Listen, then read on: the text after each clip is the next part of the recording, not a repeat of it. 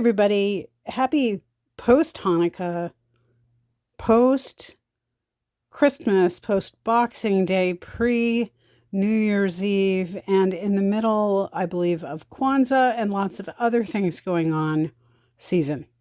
Happy to see you again. I want to show you where I am right now in FamilySearch for the year. You know that I advocate for FamilySearch as the One World Family Tree because it has its own database. Other sites like WikiTree and that, uh, certainly MyHeritage has some resources of its own, and that's great. But one of its resources is matching people with what's already on FamilySearch. Because of that, FamilySearch is actually a really great place to land your research, not to do your research, but to land it. And what I always teach is do your work in Ancestry first, and then have someone transfer it over for you who is a member of the LDS Church. Or if you really want to do it yourself manually, you can.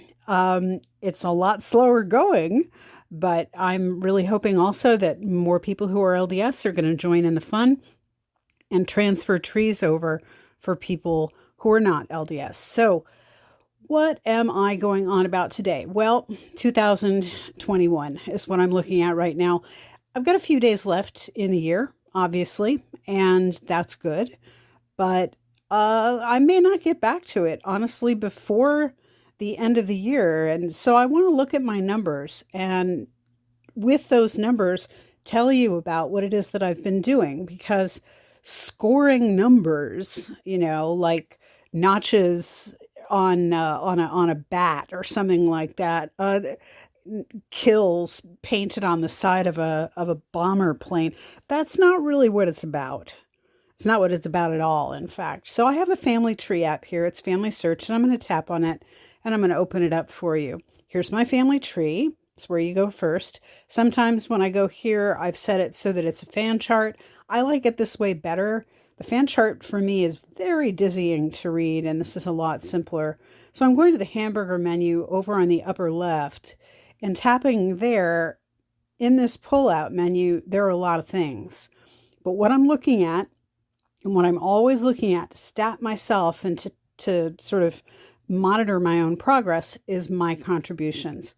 My contributions doesn't measure merging people together correctly and putting families together wholly in FamilySearch, and I'm bummed that it doesn't, but it does measure a lot of other stuff. Most of what I do, I think, probably is manual mergings of people in order to clean up trees. So it is disappointing, but nevertheless, here's what we've got. When I tap on my contributions, which is the little hand with the little star, this is what you get. So this shows you year over year everything. And there are 4 things. All contributions. Then, as you can see in the next capsule over, there's sources, then memories, then person. So you can see that in the life of my participation on FamilySearch, and they're documenting it, which starts back with 2012. I started with, oh gosh, this is so terrible. I wear trifocals, and I still can't understand what that little number is. 5. In 2012, I made 5 contributions, and in 2013, I made 5 contributions. And then in 2014, I started to get active, and I made 371 contributions. And then in 2015, that was when I started teaching at church, and I started really learning FamilySearch, because I came into the church as a convert in 2009, really only knowing Ancestry and having worked with the Family Tree Maker on my computer as well. And that's it in terms of this. Otherwise, everything that I had done had been in-person documentary research. And, we need the two to go together. And what I always say is we build a really good tree online, right? As well sourced as we possibly can. All of the relationships between people on all of these censuses and things like that figured out to the best that we possibly can. And that then becomes a tool for going to brick and mortars, going to archives and libraries and genealogical societies and historical societies and finding missing documents and putting things together.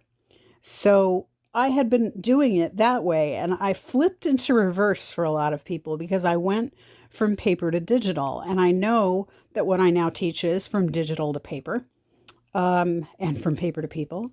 Ha ha ha, get a little plug in there. But anyway, you can see that my activity dropped in 2016 somewhat and then was back up again. So there are three major categories of contributions. So this is the all, and you can see that the most recent is the furthest to the right. So in this bar graph, I have exceeded 40,000 contributions to the Family Search tree here in 2021. So let's look at what those are. I'm always low on memories, by the way. That's like a big thing. But first off, sources.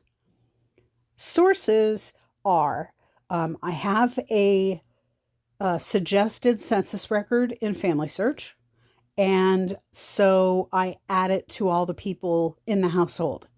Every add to each individual person, that's a single attachment. So if we've got mom, dad, son, daughter, and I add the census to mom, that's one attachment. Dad, that's a second attachment. Son, third attachment. Daughter, fourth attachment. From one document, I get 4 attachments. So you can see how the numbers can get to be really high. Also, when crossing things between FamilySearch and Ancestry and FamilySearch, when I'm taking all of the citations for a person over from the Ancestry profile I've created for them to the FamilySearch profile, either that I'm creating or that's already created and that I am augmenting with citations from Ancestry, each one of those citations for that individual profile counts as a source attached. Okay? So that's what we're looking at. So this has been like a pretty big year. And I can't remember, can I make this bigger? No, I can't make it bigger. Sorry. I tried to make it, with 2-finger slide, but it doesn't work. So now I'm going to have to put on my trifocals and try to read this number. You can probably read it better than I. You can see that the jump was pretty sharp. In 2020, I was at 12,457. And in 2021, I jumped up to 37,203 sources attached. So what are those sources? Birth, marriage, divorce, death records. Marriage licenses filed for, but not necessarily fulfilled with a marriage. Census records, military draft records, military service records, find a grave, and billion graves records.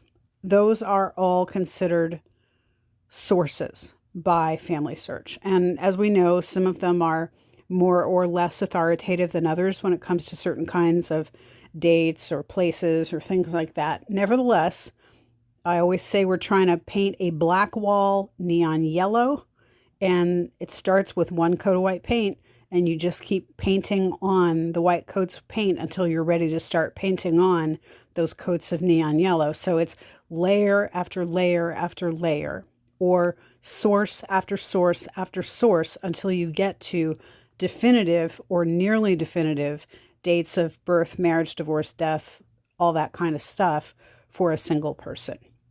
So the next capsule over is memories. Now, this is what I'm always bad at. I'm always bad at memories. But this year, I exceeded my all-time high, and I have added, here I go with the trifocals again, 327 memories. So what does that mean?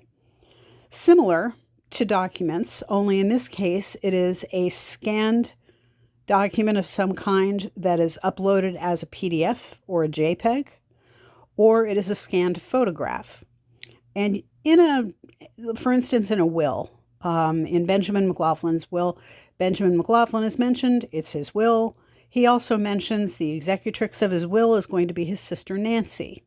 Then Nancy dies, and so there's a codicil to the will later on down the page, and it says, well, Nancy is deceased, and so I now make Charles and Edward McLaughlin my executors. And so I attached that document to each one of those 4 people.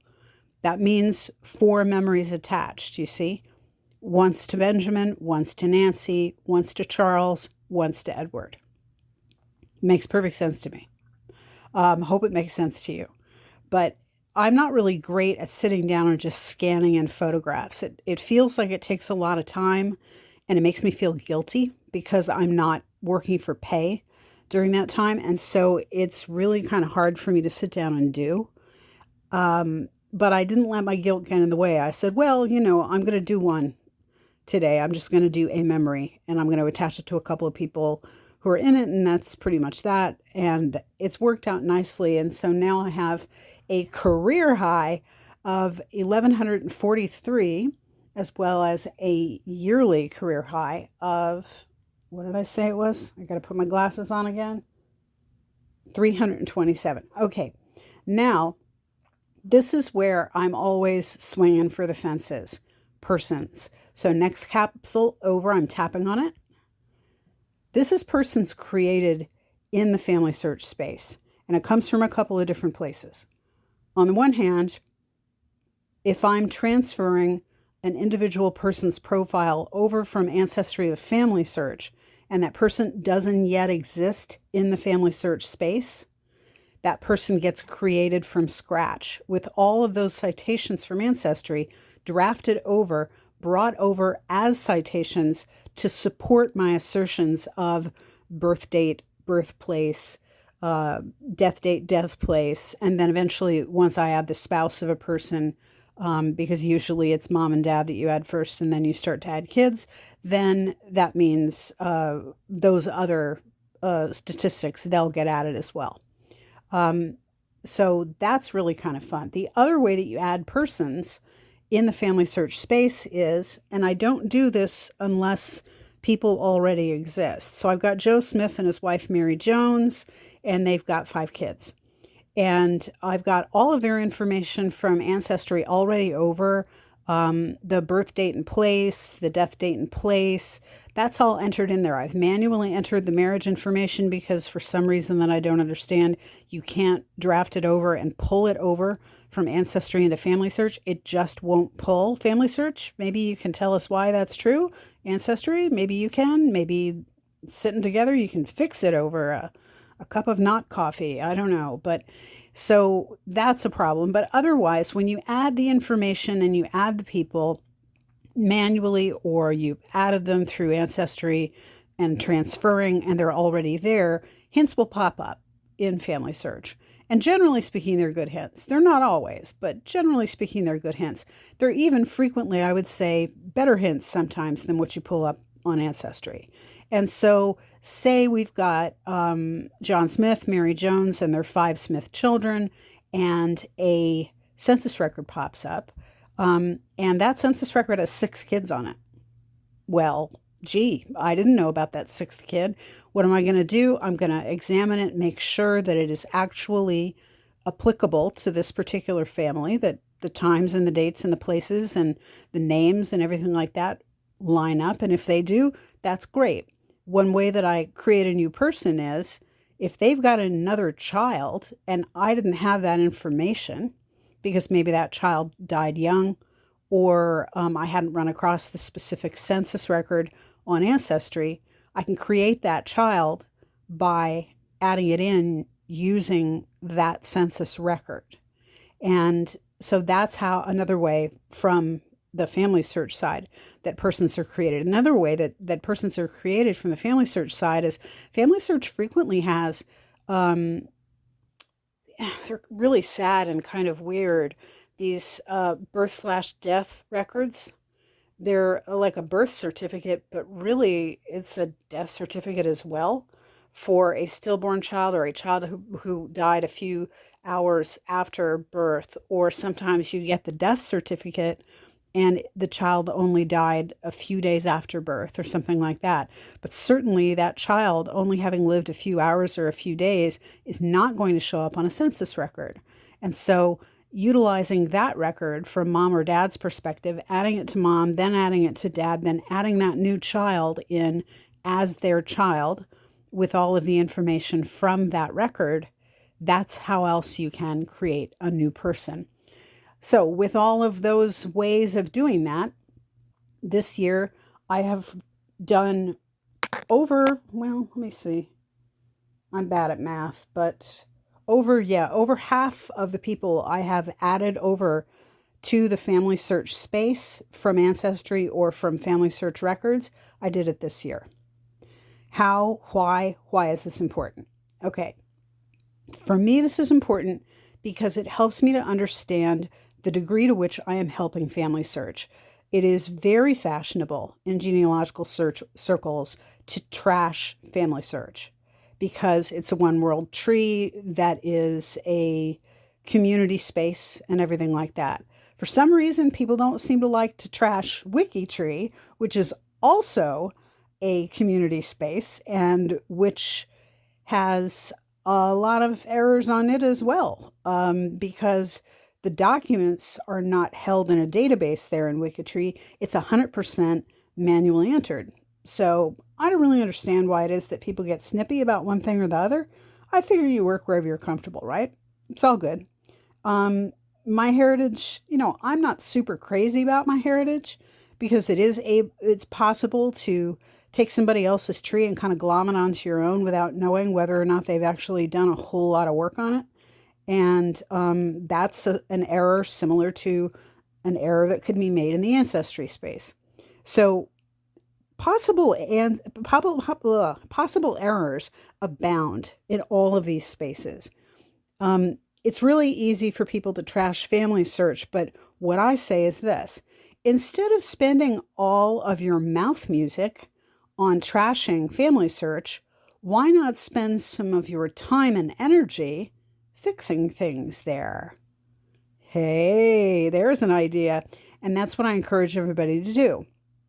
If you don't know how to use FamilySearch, watch some how-to videos on YouTube. There are a ton of them.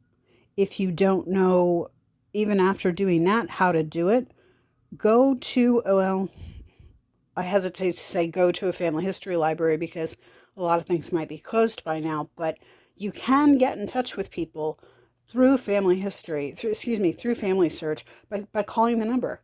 There's always some sort of a missionary on call, and their entire mission is working with people who don't know the space very well and in helping them solve problems. So it's possible to do that.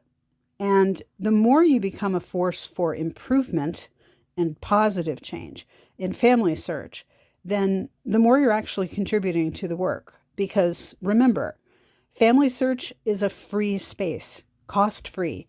Anyone can join. Anyone can add photographs, anyone can add documentation, and anyone, sometimes unfortunately, can go there and do work. Oh, it's such a knife's edge. So be a part of the solution. That's a part of what I want to do. And in 2022, quick pitch, and then I'll let you go. Bio a Day 2022. That's the new hashtag, and this is what I'm going to do. Every single day, I'm going to add one little biography from Ancestry to FamilySearch, or even in Ancestry within the notes section.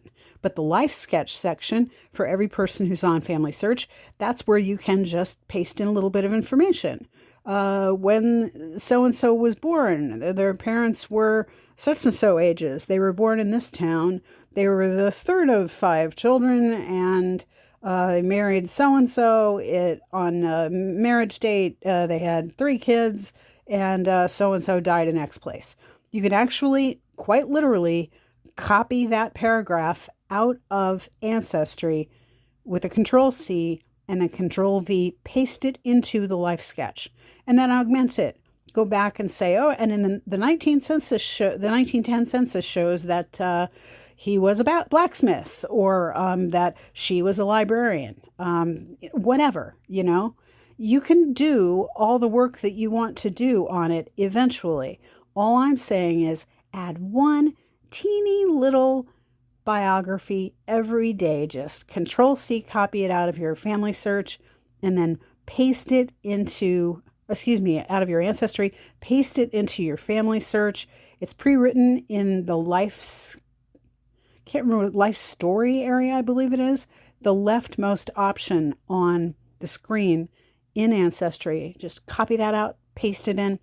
And what we can do together is we can start to understand these ancestors as people and stop calling them names and stop referring to them as numbers. Because even as I'm talking to you about numbers, I'm not talking to you about how cool and groovy I am. I'm gauging my progress because I have goals for myself within this workspace.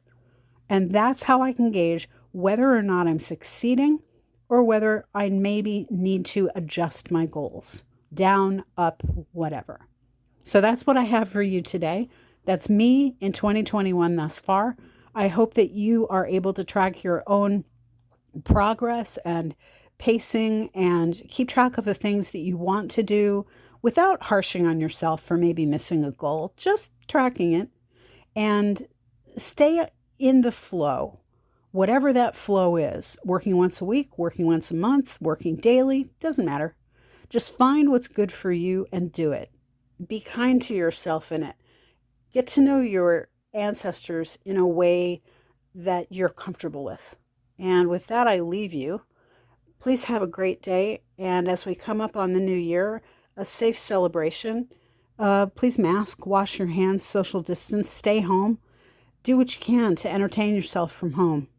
You want to do some Zooms and play some Scrabble? Hit me up. I'll probably lose to you. Have a great day. Bye-bye.